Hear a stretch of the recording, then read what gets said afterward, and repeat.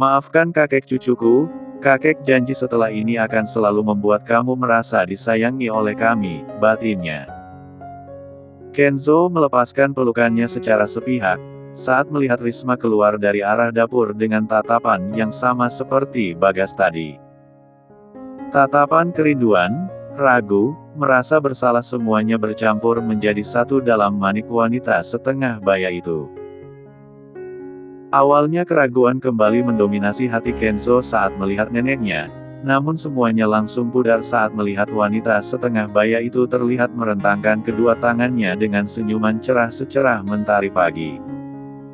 Risma tidak bisa menutupi rasa harunya, ini adalah kali pertama dirinya memeluk cucunya dari Anjani. Dari pertama kali bertemu sebenarnya dia sudah ingin memeluk bocah tampan ini. Tapi dia terlalu takut pada suaminya apalagi saat itu posisi Bagas yang sangat membenci Alfian dan juga putranya. Terima kasih nenek, karena kalian akhirnya sudah tidak marah pada Dedi. Ucapnya membuat Risma tersenyum kecil, lalu mulai menatap dengan sangat teliti wajah cucu tampannya. Mata bulat milik Kenzo terlihat sangat mirip dengan mata putrinya, dan hal itu semakin membuatnya merasa bersalah karena sudah berani mengabaikan cucunya sendiri, jadi tidak heran kalau Anjani sampai kecewa pada orang tuanya saat itu. Kamu sudah makan siang? Tanyanya dengan penuh perhatian, membuat Kenzo menggelengkan kepalanya. Pasalnya di sekolah tadi dia memilih tidak memakan makanan apapun, karena tadinya dia ingin makan di kantor bersama ayah dan juga ibunya. Tapi dia melupakan itu semua karena terlalu merasa senang akhirnya kedua orang tuanya bisa kembali bersama, dan dia akan kembali mempunyai orang tua yang lengkap. Belum nek. Risma seketika menoleh ke arah putrinya. Jani, kenapa putramu tidak diberi makan, tegurnya. Anjani menepuk jidatnya sendiri mendengar itu, karena sibuk kesana kemari dia jadi melupakan kalau putranya memang belum makan siang. Maaf, Bu. Tadi aku tidak perlu menjelaskan apa-apa, kamu bagaimana sih jadi seorang ibu tapi tidak memikirkan perut anakmu sendiri, gerutu Risma membawa sang cucu ke arah meja makan. Kebetulan tadi dia memang sempat memasak makan siang yang banyak, karena tahu kalau Andi dan juga menantunya juga akan datang tapi entah kenapa sampai sekarang mereka masih belum kelihatan batang hidungnya. Mau nenek suapin? Tanya Risma dibalas anggukkan oleh Kenzo. Sedangkan Bagas dan juga Anjani hanya bisa saling pandang, sebelum akhirnya mereka memilih mendudukkan badannya di kursi untuk menemani anak kecil itu makan. Nenek sama kakek jangan marahin Mami. Mungkin Mami lupa, karena di jalan tadi kita habis menolong perempuan yang akan melahirkan, kata Kenzo di sela-sela makannya. Benar seperti itu, Ja? Tanya Bagas. Iya, Pak. Mendengar itu, membuat Risma menghela nafasnya kasar. Apapun yang terjadi, kamu jangan pernah membiarkan perut anakmu kosong. Apalagi jika sudah menikah nanti, jangan pernah sekali-kali membiarkan perut suami kamu juga kosong. Petua ibunya, yang hanya dibalas anggukkan oleh Anjani. Wajah perempuan cantik itu merengut, karena kelalaiannya dia sampai melupakan hal itu. Dan sekarang dia harus terima jika sedikit diomeli oleh ibunya, tapi setidaknya dia merasa senang karena akhirnya putranya diterima oleh keluarganya. Di kediaman Baskoro, Mama Diana dan juga Papa Darius yang sedang bersantai di ruang tamu merasa heran saat melihat Alfian sudah pulang dari kantor, pasalnya tidak biasanya putranya sudah pulang sebelum hari beranjak gelap. Kamu sudah pulang Al? Mana Kenzo? Tanya Mama Diana melipat majalah yang semula dia baca. Kenzo ikut ke rumah Anjani, Ma. Oh. Lalu, kenapa kamu sudah pulang? Tidak biasanya jam segini kamu sudah pulang. Pulangnya. Mungkin pekerjaannya sudah selesai Ma, sudahlah biarkan saja. Papa yakin, mulai sekarang Alfian sudah bisa mengurus perusahaan kita sendirian. Ibu Darius sambil menyesap teh buatan istrinya. Iya sih Pak, cuma Mama heran aja tidak biasanya dia pulang saat matahari belum tenggelam. Tidak langsung menjawab pertanyaan ibunya, sejenak Alfian mulai melonggarkan dasi yang seharian ini terasa mencekiknya. Aku mau pergi ke rumah Anjani. Kedua orang tuanya hanya saling pandang mendengar penuturan putranya barusan. Tidak biasanya pria itu memberitahu mereka kemana dirinya akan pergi. Tadi siang Anjani datang ke kantor, dia bilang Pak Bagas menyuruhku datang ke rumahnya. Anjani bilang ada yang ingin dikatakan oleh ayahnya padaku, beritahu Alfian mulai menarik perhatian Diana. Apa yang akan dikatakan oleh ayah Anjani? Aku juga nggak tahu, cuman tadi Anjani bilang kalau aku tidak datang maka ayahnya tidak akan memberikan aku kesempatan kedua untuk menikahi Anjani. Apa mungkin Bagas sudah berubah pikiran? Timpal Darius. Mungkin saja, Pak. Makanya aku meninggalkan semua pekerjaan aku dan menyerahkannya pada Audi. Aku yakin dia bisa menghandle semuanya. Diana menganggukkan kepalanya. Kalau gitu Mama ikut. Kalau benar mereka berubah pikiran, kita langsung saja lamar Anjani. Ma, apa itu tidak terlalu cepat? Tanya Darius menatap ke arah istrinya. Justru lebih cepat lebih baik, Papa lihat sendiri kan kalau Alfian itu banyak yang ngejar. Belum lagi anak sahabat Papa yang kemarin, ya ampun rasanya Mama pengen nampol bibirnya karena perkataan dia sama ayahnya itu sama tahu nggak, sama-sama nyebelin. Gerutu Diana dengan raut wajah kesal. Memilih mengatupkan bibirnya, Darius tidak mengatakan apapun lagi karena setelah kejadian kemarin istrinya terus menyalahkannya perihal Wira yang memaksa ingin menjodohkan putrinya. Mama beneran mau ikut? Alfian menatap ibunya ragu. Iya, pokoknya Mama mau ikut. Kalau Papa kamu tidak mau ikut ya udah kita tinggalkan saja, sepertinya Papa kamu lebih pro pada Wira daripada ke Anjani, sindirnya membuat Darius mengusap wajahnya kasar. Kenapa jadi dirinya yang terus disalahkan? Padahal dia juga tidak tahu sama sekali kalau Wira akan berkata seperti itu.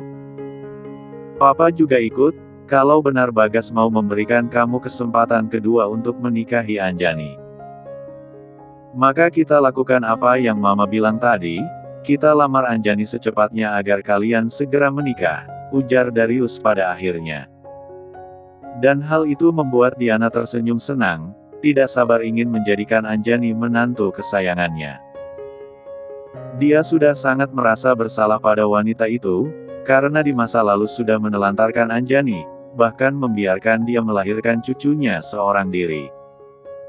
Kita perbaiki semua kesalahan kita di masa lalu pada Anjani sekarang, Ma. Jadi tidak usah lagi dipikirkan, semuanya sudah berlalu bahkan mungkin saja Anjani juga sudah melupakannya, kata Darius seolah mengerti apa yang tengah menjadi pikiran istrinya. Iya, Pak. Kita harus memperbaiki hubungan kita dengan Anjani kalau nanti dia sudah menjadi menantu kita. Mama gak mau kalau kejadian di masa lalu terulang lagi. Enggak Ma, aku gak akan biarkan hal itu sampai terjadi. Aku pastikan sekarang Anjani akan mendapatkan seluruh perhatian dariku dan juga dari kalian. Aku mohon sayangi dia seperti putri kalian sendiri. Pinta Alfian pada kedua orang tuanya. Pasti Al, Mama akan sangat menyayangi Anjani setelah kalian menikah. Kalau bisa, kalian tinggal di sini saja setelah menikah nanti. Balas Diana dengan tatapan memohon, karena dia juga tidak ingin kalau harus berpisah dengan cucunya. Lalu bagaimana dengan rumah itu Ma? Biarkan saja Art kamu yang menempati, dan setelah Kenzo besar nanti biar ditempati Kenzo bersama istrinya. Apa yang dikatakan Mama benar Al, lebih baik setelah menikah nanti kalian tinggal saja di sini. Papa dan Mama sudah tua, jadi kami tidak ingin kalau akan terus jauh dari kalian. Apalagi semenjak ada Kenzo rumah ini menjadi ramai, dan Papa tidak bisa membayangkan akan sesepi apa rumah ini kalau kalian pergi. Imbu Darius dengan raut wajah sedih. Alfian tidak langsung menjawab. Untuk beberapa saat dia hanya terdiam memikirkan apa yang akan menjadi keputusannya nanti. Masalah itu biar nanti aku bicarakan dulu dengan Anjani, Pa, Ma. Karena bagaimanapun aku harus memperhatikan kenyamanan istriku nanti, balas Alfian pada akhirnya. Di kantor, Audi tengah sibuk dengan berkas-berkas yang diberikan Alfian padanya. Sepertinya hari ini dia akan lembur karena pekerjaannya sangat menumpuk. Sebenarnya ada urusan apa sih Pak Alfian, sampai harus pulang segala? Gerutunya terus membolak-balikan berkas yang ada di hadapannya. Di tengah-tengah kesibukannya, telinganya menangkap suara lift yang terbuka. Bibirnya melengkung membentuk sebuah senyuman. Dia yakin kalau yang baru saja datang adalah Alfian, pasalnya tidak sembarang orang bisa masuk ke sini. Sepertinya Pak Alfian kembali lagi, mungkin dia merasa kasihan melihat aku melakukan semuanya seorang diri. Gumamnya sangat percaya diri. Namun saat mengalihkan tatapannya, dia mengerutkan keningnya bingung saat melihat seorang perempuan dengan pakaian ketat tengah berjalan ke arah ruangan sang bos. Permisi. Apa mau bertemu dengan Pak Alfian?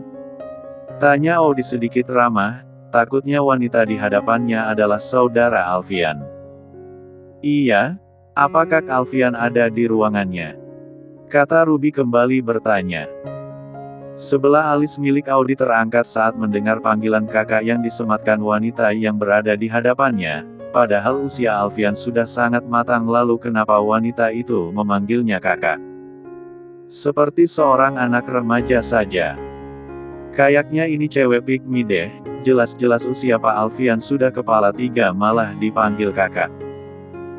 Kelihatan banget cari perhatiannya, pakai panggilannya beda dari yang lain, batin Audi dongkol. Tidak ada, dia sedang ada urusan di luar. Balasnya ketus. Di luar? Urusan apa? Tanya Ruby penasaran. Memangnya atas dasar hak apa kamu ingin tahu urusan bos saya? Kata Audi kembali bertanya. Mendengar itu, membuat Ruby tersenyum sambil mengulurkan tangannya ke arah wanita yang diyakini adalah sekretaris Alfian. Saya Ruby Zamora, calon istri Kak Alfian. Audi menganga mendengar pernyataan itu, seujung kuku pun dia tidak akan percaya dengan ucapan wanita gendut di hadapannya. Apalagi kemarin Alfian sudah terang-terangan memberitahunya kalau Anjani adalah calon istrinya. Sedangkan wanita yang berdiri di hadapannya. Astaga, dia sama sekali tidak bisa berkata-kata lagi dengan tingkat kehaluan Ruby. Memilih untuk tidak meladeni wanita tersebut, Audi berjalan masuk kembali ke dalam ruangannya untuk menyelesaikan pekerjaannya yang sempat tertunda. Hei, kenapa malah pergi? Pertanyaan aku belum dijawab, kemana Kak Alfian pergi di tengah-tengah pekerjaannya? Teriak Ruby karena pintu ruangan Audi dikunci dari dalam. Menghentakkan kakinya kesal karena merasa diabaikan, akhirnya dengan perasaan dongkol Ruby mulai berjalan kembali ke arah lift. Tujuannya sekarang adalah untuk pergi ke rumah Alfian, tidak peduli meskipun kemarin dia sudah dipermalukan oleh Anjani di hadapan pria itu dan juga keluarganya. Tekad Ruby sudah bulat, kalau dia akan melakukan cara apapun untuk bisa mendapatkan seorang Alfian Pranaja Baskoro. Duda tampan beranak satu yang sudah mampu menggoyahkan hatinya, yang selama bertahun-tahun ini terasa beku semenjak kehilangan calon suaminya. Kak Alfian, aku datang. Gumamnya melajukan mobilnya dengan kecepatan rata-rata. Jarak dari kantor ke rumah Alfian menempuh perjalanan 1 jam lebih, jadi dia sengaja mempercepat laju kendaraannya karena sudah tidak sabar ingin bertemu dengan pujaan hatinya. Seperti keinginan Diana, kini Alfian pergi ke rumah Anjani ditemani oleh kedua orang tuanya. Awalnya dia ingin menolak, tapi setelah mendengar rencana ibunya yang akan langsung melamar Anjani membuat Alfian akhirnya setuju untuk membawa mereka. Tinggal beberapa menit lagi, dia akan sampai di kediaman Anjani tapi entah kenapa sedari tadi jantungnya tidak berhenti berdegup kencang, dia merasa gugup karena untuk kedua kalinya akan bertemu dengan orang tua Anjani. Dia sangat penasaran akan apa yang akan dikatakan Bagas padanya nanti, namun apapun itu Alfian berharap semuanya adalah hal baik. Sesampainya di rumah mantan istrinya, membuat Alfian segera turun dari dalam mobil. Apalagi saat melihat Anjani bersama putranya sudah berdiri di depan teras menunggu kedatangannya. "Mas, kenapa lama sekali? Bapak sudah menunggu kamu sedari." Perkataan Anjani terhenti saat melihat Diana dan juga Darius terlihat turun dari dalam mobil. "Maaf kita telat sayang, biasa tadi mama habis beli sesuatu dulu." Timpal Diana memeluk calon menantunya, sedangkan Darius hanya tersenyum. "Oh, ya udah. Kalau gitu ayo masuk Ma, Pa," ajak Anjani membawa kedua calon mertuanya masuk ke dalam rumah dan mengabaikan Alfian. Melihat hal itu, membuat Alfian terdiam di tempatnya berdiri. Perasaan yang akan datang menemui Bagas adalah dirinya, tapi kenapa hanya kedua orang tuanya saja yang dipersilahkan masuk oleh Anjani? "Cek. Nggak usah manja, ayo masuk Dedi," kata Kenzo menarik tangan besar ayahnya. Begitu kakinya melangkah masuk ke dalam rumah, jantung Alfian kembali memompa dengan sangat cepat. Apalagi saat matanya dapat menangkap Bagas dan juga Risma yang sekarang tengah bersalaman dengan orang tuanya. "Maaf kalau kami datang terlambat," kata Diana tersenyum ramah. Bagas menatap putrinya bingung. Pasalnya dia hanya menyuruh Alfian untuk datang tapi kenapa pria itu harus membawa orang tuanya, pikirnya. "Maaf Om, kedua orang tua saya memaksa ikut," ucap Alfian mulai menyalami tangan Bagas. "Ah, iya tidak apa-apa. Silahkan duduk Pak, Bu," katanya mempersilahkan tamunya untuk duduk. Saat ini keluarga Anjani tengah berkumpul, karena Andi dan juga kakak iparnya juga datang ke rumahnya. Bagas merasa bingung sekarang, pasalnya tidak tahu kalau Alfian akan membawa orang tuanya, jadi dia takut kalau apa yang akan dikatakannya bisa membuat orang tua pria itu tersinggung. "Bicarakan saja apa yang mau Bapak bicarakan pada putra saya, anggap saja kalau saya dan juga suami saya berpihak pada Bapak," kata Diana pada akhirnya, seolah mengerti kebingungan pria setengah baya itu.